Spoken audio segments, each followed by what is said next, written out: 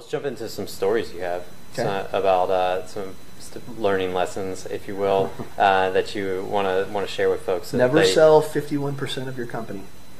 Let's see. You mean if you remain to stay working in the company? Well, and if you I mean that I'm being a little obtuse, but I think to me there are a couple of really big lessons. I learned really when the company really began to get successful is I recognized that it wasn't about me. I was the point of the spear, and someone has to be the point of the spear. Yeah. But it wasn't about me. And the more I surrounded myself with smart people, the more successful we got. And the more that I recognized my role was to inspire them and to give them the vision and to go out and take the arrows if you needed to take an arrow or two. Yeah. That was the key to success. And so when I think about the new entity I'm building, I am definitely the dumbest guy in that room. Yeah. And when you get all those people together, it's like, holy shite.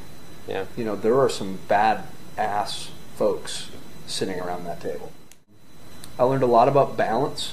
I used to think the more you worked, the better that was. And I don't believe that today.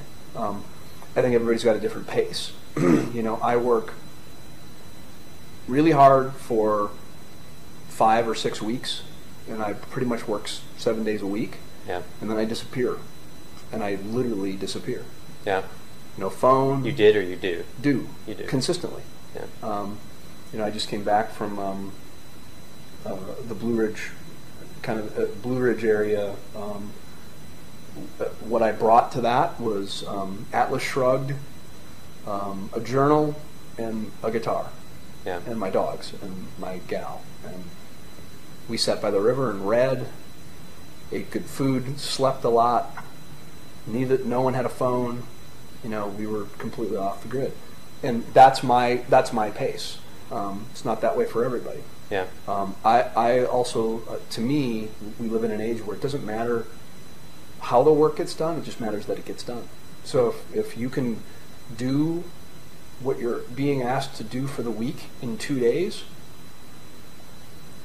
great. Yeah. Go fishing. Yeah. Do whatever, and that's a big change. I used to count the hours, and I don't anymore. So, I guess share with the stories that you learned some of those things from. So give us some of the nitty gritty in reality, because I want the folks watching to be able to say, okay, this is what I'm going through, so they can kind of equate. Okay, so like on the idea of balance, I would literally work myself into being sick. I would go those same stretches, and I didn't recognize the breaking point, and then I would break down. Yeah. And I would lose my voice for 3 or 4 days, and I would have to get on, I'd have to get on antibiotics because I would literally work so much that I made myself sick. Yeah. and that's no way to live. I mean, it's a great way to sacrifice yourself, for the greater good of your company, but you're really actually not doing yourself or the company any real service by doing that. And I know a lot of people who, oh man, and I say when people ask me, yeah, I'm busy. I'm busy all the time. Yeah. But I also recognize what those gaps are that I need to take. And so people who tell me that that's all they are is busy, to me that's an indicator of somebody that I'm not necessarily sure I want to be involved with. Mm-hmm. Because I get a lot from being away from the problem. And if you've got your nose pressed up against it all the time, I don't think the solutions are always there. Yeah. So I'd say that's one of them. What did that teach you about relationships? I would imagine if you're constantly working, to the extent that you made yourself sick, that your other relationships would also suffer. Well, I mean, I think that the reality is when you're building a company, there is a certain amount of sacrifice. In other words, there's a concept called the four burners. Okay. That you have family, you have your health, you have your company, and you have your friends. And there's variations on this story, but if you want to be quote unquote successful by American standards, you have to turn one of those burners off. Off. Okay. And if you want to be really successful, you have to turn two off. That's what it requires to get all the way there. And number one, I'm not sure that I think that's a bit of a lie that we're fed. Mm-hmm. But I also think that to a degree it is fairly true. If you really want to get successful, you really have to kill it. And I know guys that are killing it. Yeah. And for me, it was in that case, it was turning down. It was turning the health burner down a quarter and turning the friend burner down 3/4. So I lost most of my personal relationships during that time, and I've spent a lot of time repairing that. Yeah. On the other side. So, but I guess I just want to clarify for myself. Did you feel like, because you consciously made the decision, Absolutely. Understanding that you were going to have to turn those burners down, so you wouldn't necessarily have considered that a mistake or a failure? Or no, I don't consider it a mistake or a failure. I think that back to your conversation about what does success mean. Mm-hmm. I think my definition of success is altered, and it's easier when you're on the other side and you've. Right. I recognize that there's a difference between the situation I sit in now. I don't have to have another dramatic success. Yeah. Right. If I'm a first-time entrepreneur, it's another matter. And plus that, if you're 23, 24, 25 years old, you have more to give. I would argue you may have 4 burners in the stove because you can work 20 hours and sleep 4. Yeah. There's some younger folks. I don't think I can dream the dreams of a 20-year-old kid anymore. I'm just too old. Yeah. I think about these 65-year-old guys who are. They are. Anyway, but I look at those kids and I can keep up with them, but barely. Yeah.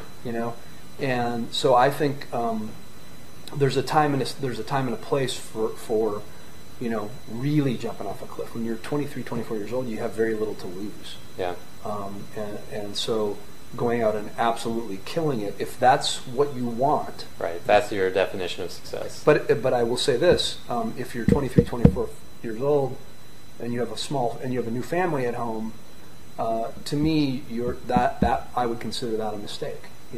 If you go out and if you go out and because what ends up happening is you lose. You lose the most important thing you'll ever have, which is your family. Yeah.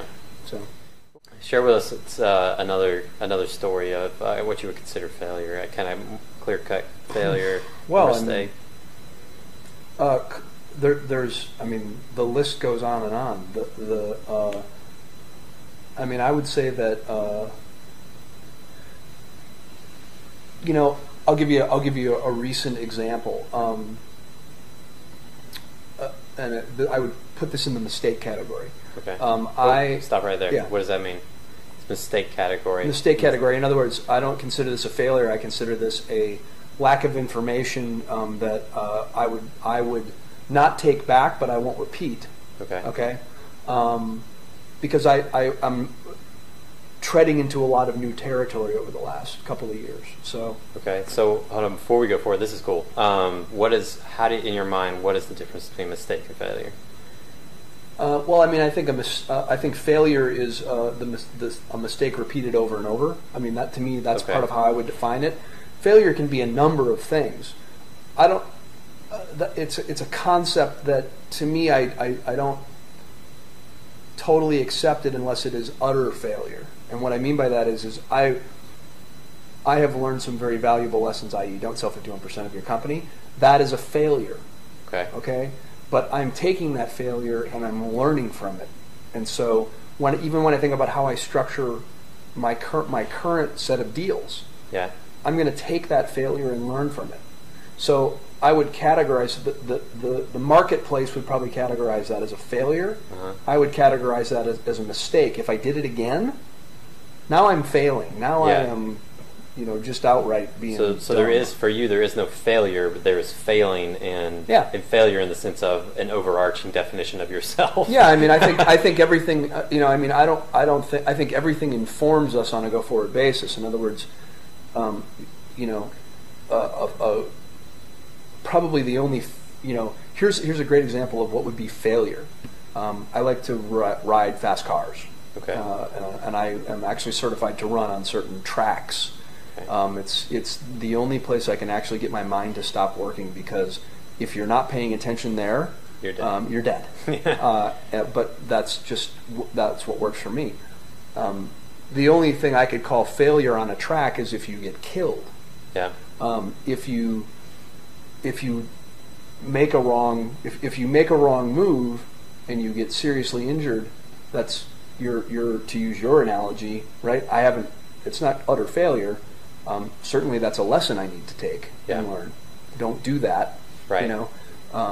But people outside will look at that and go, "Oh, he crashed into the wall. That's a failure." Yep. I don't see it that way. I see that as a learning lesson. But if you are continuing to wreck in the same manner, failing. Now I'm failing. Yep. Yeah. So that's an important distinction. Yeah. All right. So now get back to your story that you were sharing with us. I have become more active politically in working with the mayor's office and working with the chamber, and in my role as a board member at the Center for Entrepreneurship. Okay. A lot of how I got involved in the EC was by standing up in a room full of old white guys and saying, "You're all a bunch of old white guys, and you don't fund anything you don't understand, and all you understand is healthcare." Yeah. That happened in 2006, and my big mouth got me, elected to be one of the chairs of the committee that helped put the Center for Entrepreneurship together. So I by default become a little bit more politically entwined in the city, and I believe that our city has a tremendous amount of potential, and I agree. I think we have a lot of advantages. I also think we do a really shitty job of talking about it. Yeah. And I think we've got this great sort of bedrock of history, and we have a brand that most cities would kill for, and we've got this great foundation, but now we need to build on it. Yeah. And there is a lot of tension in that conversation, and I learned I had let's say a reasonably public disagreement with the mayor, and I probably voiced my opinion multiple times in that same meeting, and I didn't recognize, because I'm not used to dealing with public officials in that context, that's sort of like an artist playing on stage and having somebody heckle them. In other words, that's their space. What I should have done is I should have kept my mouth shut and gone to the mayor privately and said, I just don't think I think this is a mistake. Yeah. I didn't do that. So that I learned that lesson. Interesting. And you can't really look that one up in a book. You don't really, and for me, I feel that my role in all of this is to just raise my hand and go, "Are you sure? Yeah. Are you sure that this is the way we should do it?"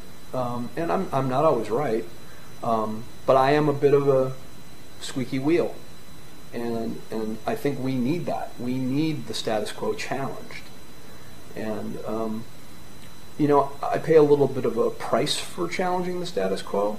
But I also recognize that I would feel much worse if I didn't than how I feel when I recognize, you've put your foot in it on that one. Yeah. But that's okay, and I'm a lot more comfortable with that today than I think I have been historically, because I really do think I'm coming from a very, I think my intentions are correct.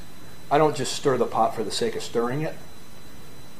It's just not that interesting. Yeah. But when I see something that when I see it, I just there's a pink elephant in the room. Let's push it out on the table. Yeah. And then it is what it is, and so. But I really learned a valuable lesson there, and I won't make that mistake again.